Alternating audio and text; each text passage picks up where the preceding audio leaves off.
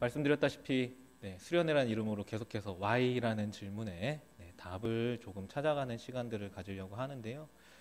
오늘도 조금 어려운 큰 주제를 저희에게 청년 임원들이 던져주셨습니다.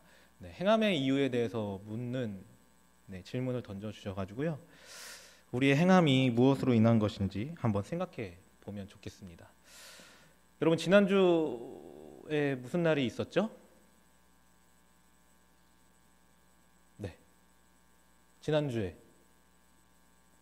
연애를 안 하셔서, 지난주 아닌가요? 연애를 안 하셔서 잘 모르시는 건가요? 2월 14일이 무슨 날이죠? 아무 얘기도 안 하기로 오늘은 결단하신 겁니까? 2월 14일이 무슨 날이죠? 감사합니다. 초콜릿 좀 받으셨습니까? 발렌타인데이 하면 여러분 연인이 아니더라도 여러분들이 고백하고 싶은 대상이 있다거나 여러분이 호감이 있는 사람들에게 선물을 종종 하곤 하죠. 저만 했던 건 아니죠. 종종 하곤 합니다. 초콜릿을 선물한다거나 주고 싶었던 선물을 생각해보고 준다거나 하는 것들을 하죠. 꼭 발렌타인데이만은 아니죠. 생일에도 선물을 하고 또 언제 하죠? 크리스마스 때도 선물을 하기도 하고 결혼을 할 때 선물을 하기도 하고 이렇게 우리는 선물이라는 걸 주기도 하고 받기도 합니다. 여러분, 주로 선물을 주는 분이십니까? 받는 분이십니까? 크게 답변하지 마십시오. 어떤 분들은 많이 받으실 거고 어떤 분들은 주기만 하는 가슴 아픈 일들이 있을 수도 있는데요. 우리는 선물을 주기도 하고 받기도 하고 우리는 서로 선물을 주고받는 사람들이라는 것이죠. 선물 이야기를 하는 이유는요, 오늘 갈라디아서 이야기들을 통해서 우리가 선물 이야기들을 하면서 우리의 행함에 대해서 생각해 보고자 함입니다. 갈라디아서를 통해서 바울이 우리에게 계속해서 말하고 있는 건 우리에게 주어진 선물이 있다라는 이야기일 수 있습니다. 우리가 은혜로 구원함을 얻었다라고 말할 때 그 은혜도요, 사실은 선물과 같은 뜻으로 사용되어지는 단어죠. 그래서 어쩌면 갈라디아서를 통해서 우리에게 주어졌다는 건 은혜이기도 하면서 우리에게 주어진 선물이라는 것입니다. 갈라디아서를 통해서 우리에게 주어졌다고 말하는 선물이 뭔지 여러분 기억하십니까? 뭐죠? 갈라디아서 여러분 잘 읽고 계시죠? 지금 읽는 기간은 아닙니다. 많이들 읽어보셨을 텐데, 그리고 듣기도 많이 들어보셨을 텐데요. 갈라디아서를 통해서 우리에게 주어진 선물은 무엇이죠? 선물이라고 표현하는 건 뭐죠? 우리가 구원을 받았다라는 것이죠. 바꾸어 말하면 예수 그리스도가 우리에게 선물이 되셨다. 그래서 그 은혜로 인해서 우리가 구원함을 얻었다. 그래서 갈라디아서가 그 얘기를 하는 이유는 갈라디아 교회에 그렇게 주어진 선물이 아닌 다른 것으로 구원을 얻을 수 있다. 선물이 아니고 다른 것들이 있다라고 말하는 사람들 때문에 그것을 가르치기 위해서, 그것이 아니라는 것들을 강조하기 위해서 갈라디아서가 쓰여진 것이잖아요. 그래서 사도 바울이 격하게 화를 내면서 편지도 보내고 그 안에 진짜 우리가 선물을 받은 것, 우리가 받은 선물은 예수 그리스도다. 그리고 우리의 행위로 구원을 받을 수 있는 게 아니고 우리의 행위로 예수의 구원을 얻을 수 있는 게 아니고 우리의 행위가 예수를 얻게 하는 것도 아니다. 그렇기 때문에 우리는 은혜로만 구원을 받는다. 이것을 강조한 거죠. 알고 계시죠? 그렇습니다. 그래서 이게 너무 강렬해서 그런지요, 우리 종교개혁하면 떠오르는 사람이 있죠. 누구죠? 루터죠. 루터가 종교개혁을 얘기하면서 막 여러 가지 것들 얘기했는데요. 솔라 피데라고 얘기하면서 오직 믿음으로, 우리는 오직 믿음으로 구원함을 받는다라는 걸 루터도 다시 한번 강조했죠. 그 루터가 그 이야기를 꺼내면서 강조하면서 봤던 그 본문들이 무엇입니까? 그 중에 하나가 갈라디아서라는 것이죠.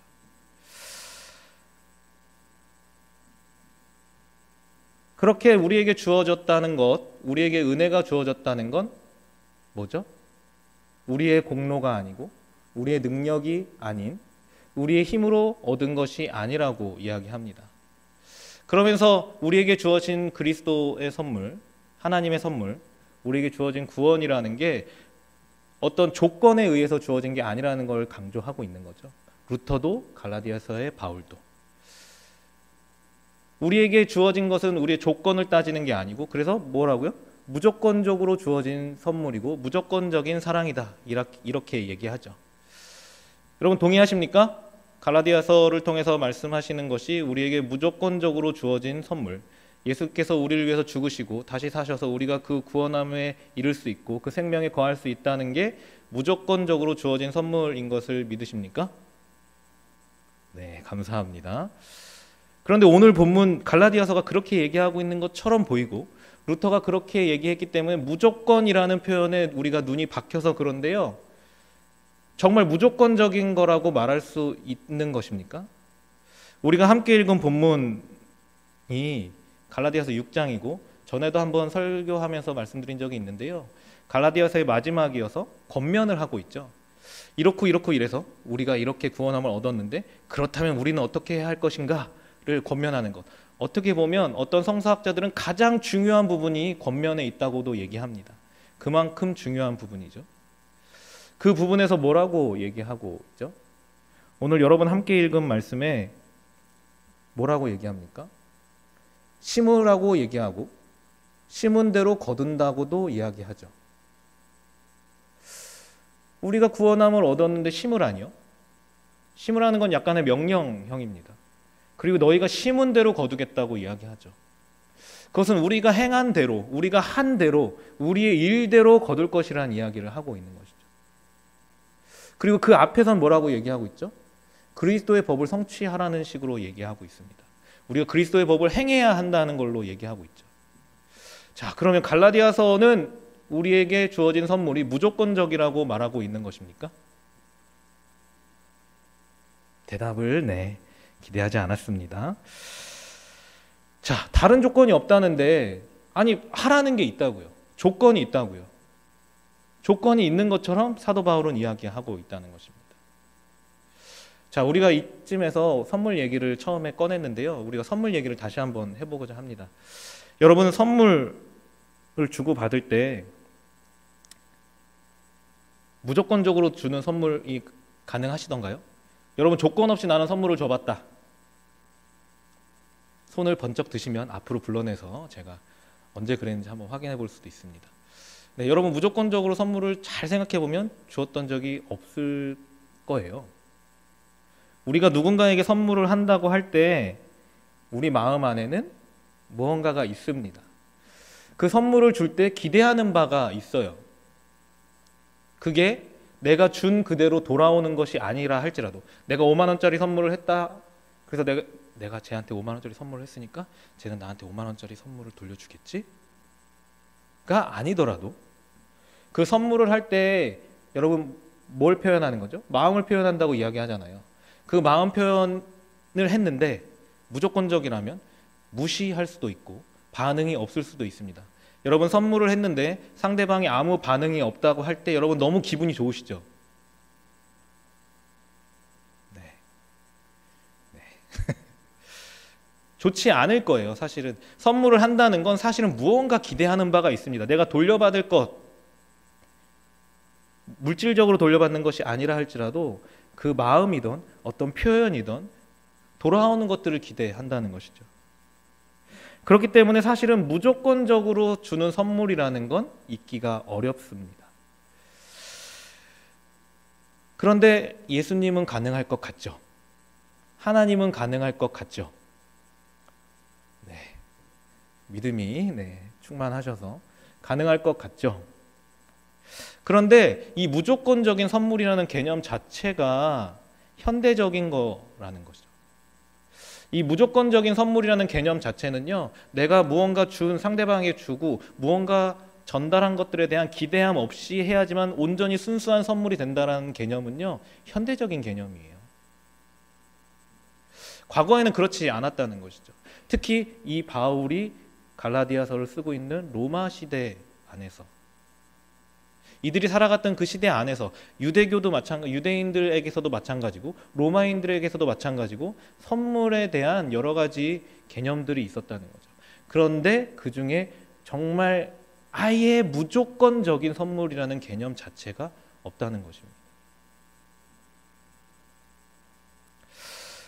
조금 전에도 얘기했는데요. 자, 선물을 줄 때요. 발렌타인데이 얘기를 왜 했을까요? 여러분, 발렌타인데이에 누군가에게 선물을 했다는 건 뭘 기대하는 거죠? 네, 오늘 힘듭니다. 화이트데이에 돌아올 무언가를 기대하겠죠. 아닙니까? 좋아하는 마음으로 아직 상대방이 나만 호감이 있는 경우 화이트데이에 돌려받을 걸 기대하지 않으면서 그걸 줄까요? 그냥 마음만을 표현할까요? 그 마음을 표현하면서 작은 마음 한켠에는 화이트데이에 내가 받을 것들, 내가 이 고백하는 것들에 대한 돌아올 긍정적인 답변을 기다리지 않을까요? 네, 이게 잘 이해가 되시지 않는다면, 자, 더 이해가 안 될 얘기지만요. 축의금을 내잖아요. 축의금도 선물의 개념으로 결혼을 축하한다고 냅니다. 그런데 어른들을 잘 보시면요, 결혼하실 때 되면 아시겠지만 축의금 봉투를 모읍니다. 그래서 축의금 봉투에 써 있는 이름, 그리고 방명록에 써 있는 이름을 죄다 적죠. 그리고 그 이름에 얼마를 했는지도 적습니다. 왜 그럴까요? 그 사람이 결혼을 한다거나 그 사람에게 무슨 일이 있다거나 할 때 이 사람이 낸 축의금을 기반으로 돌려주거나 나도 표현을 하기 위해서 적어놓죠. 축의금도 사실은 그렇게 해서 무한 루프를 반복합니다. 내가 저 사람한테 축의하고 저 사람은 또 나한테 축의하고 또 우리에게 무슨 일이 있으면 또 이렇게 계속 반복되죠. 무한 루프가 돌아갑니다. 결혼을 늦게 하시는 분들만 손해인 것처럼 느껴질 때가 가끔 있는 무한 루프가 돌아가게 되죠. 그것처럼 우리는 선물을 할 때 무언가 호의의 표현을 할 때 무언가 돌아올 걸 누구든지 기대한다는 거예요. 그런데 과거의 시대에도 역시 그랬다는 것입니다. 바울 서신이 쓰여진 이 당시에 선물의 개념 중에 여러 가지 개념들이 있다고 해요. 그래서 이렇게 두꺼운 바울과 선물이라는 책을 쓰신 분도 있는데요. 여러 가지 얘기를 하는데 그 선물에 대한 특징 중에서도 중요한 것 몇 가지가 있는데 그 중에서 선물이라는 건 결국은 서로 주고받는 것이라는 것입니다. 그것이 동등한 것이 주고 오고 가는 것이 아니라 할지라도 무언가 주어졌을 때 그 돌아오는 것들이 있다는 것이죠. 그리고 수여하는 사람 자체도 이걸 주면서 상대방이 나에게 돌려줄 무언가를 기대한다는 거예요. 그의 반응을 기대했다는 것입니다. 이게 아주 정상적인 거라는 거예요. 그리고 수준 차이가 나는 그 당시에 주인이고 종이고 그 안에서 선물을 주어졌다 하더라도 그 안에서도 기대하는 바가 있었다는 것입니다. 내가 준 선물만큼의 무언가를 돌려받기를 원하는 건 아니라 할지라도 내가 준 선물에 대해서 얘가 어떻게 반응해 주길 원하고 그 호의에 대해서 나에게 대응해 주는 것, 반응해 주는 것을 원했다는 거죠. 선물이라는 건 그런 개념이었다는 것이죠. 그리고 중요한 특징 중에 하나는 우리가 무조건이라고 생각하는 것, 조건이 없이 주어진 거라고 생각하는 것, 그게요, 사실은 말을 조금 바꿔서 생각하는 게 옳다는 것이죠. 선물을 받는 사람의 가치와는 상관없이 수여자가 주는 선물의 개념이 있었다는 것이죠. 무조건이라는 건 이 당시에 우리가 무조건이라고 이해하는 개념은요, 사실은 그 수여자의 가치와 상관없이 주어지는 선물이지 무조건적으로 주어졌다고 해서 돌아오는 조건이 없기를 바란다는 건 아니라는 것입니다.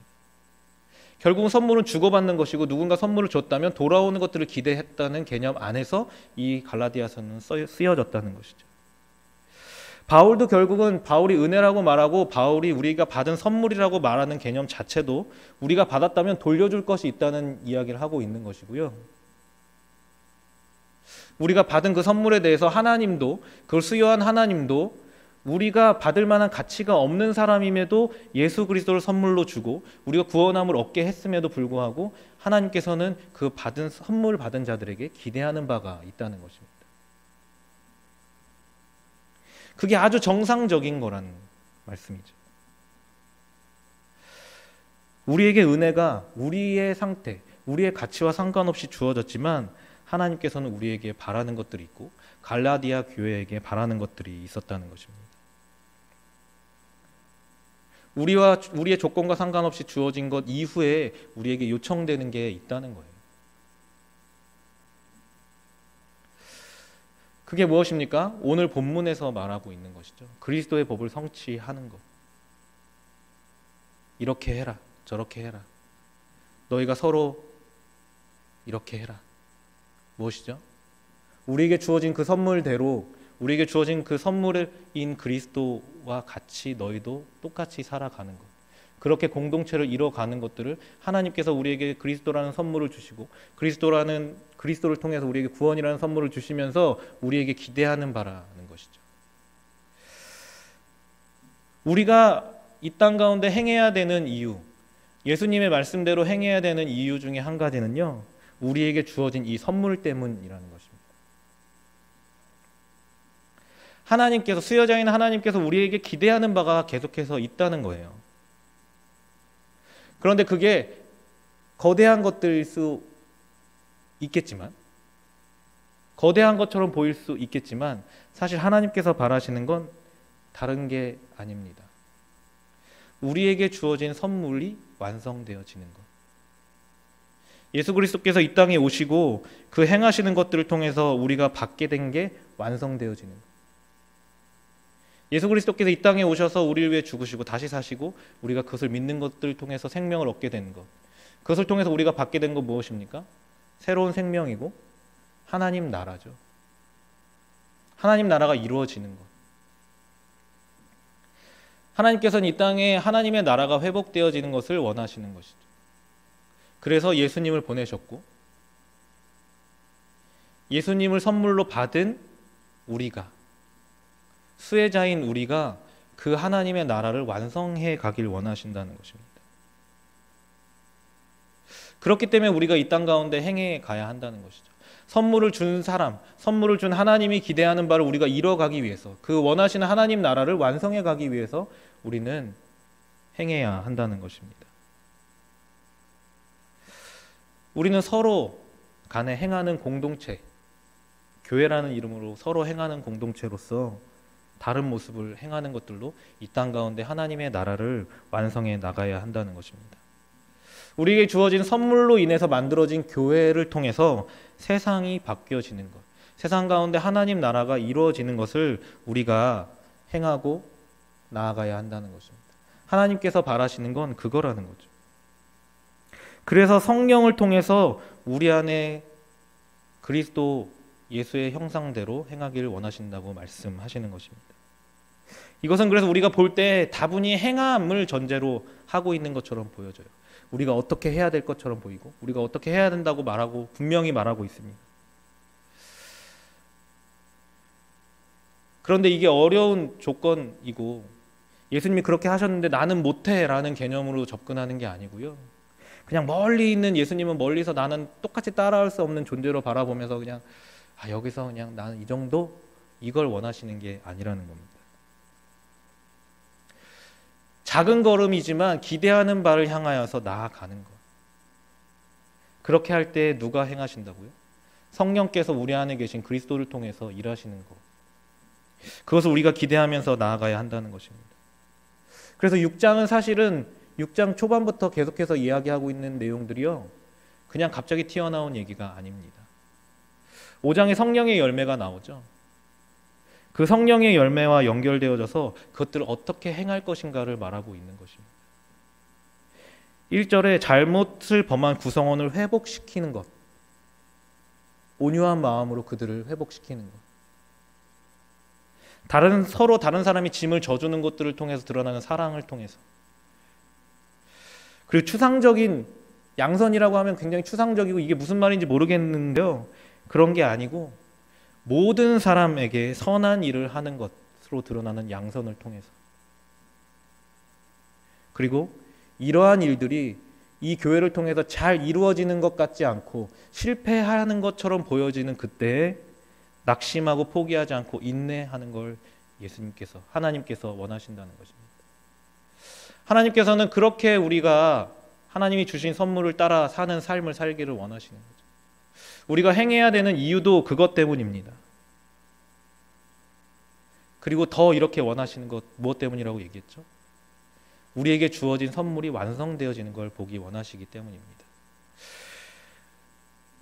우리가 잘 이루어지지 않을 것 같음에도 불구하고 성령을 따라서 낙심하지 않고 계속해서 나아간 이 삶 가운데, 이 세상 가운데 하나님의 선물, 그리스도가 드러나고 그리스도가 이 땅 가운데 주시고자 했던 생명이 드러나길 원하신다는 것이죠. 그것 때문에 우리는 행해야 한다는 것입니다.